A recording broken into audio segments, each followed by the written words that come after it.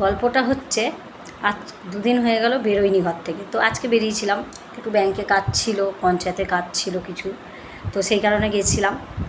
ঘরের থেকে বাইরে যখন আমি বেরোচ্ছি রাস্তায়, এখন একটাই কথা, সোশ্যাল মিডিয়া বলো, রাস্তায় বলো, যেখানে খুশি, ঢুকলো ঢোকেনি, ঢুকেছে ঢোকেনি। অন্নপূর্ণা ভাণ্ডারের যে টাকাটা ঢোকানি এত মানে ঝামেলা চলছে, আমি তো পাইনি। আমি তাও হাসছি, কারণ আমি পাইনি বলে হাসছি তাই নয়, আমার মতো হয়তো অনেকেই পায়নি। কারণ আর একটা কথা বলছে বারবার যে টাকা সবার দরকার নেই, তাই তাদেরকে দেওয়া হয়নি। তো টাকাটা কার দরকার নেই? টাকা সবারই দরকার আছে।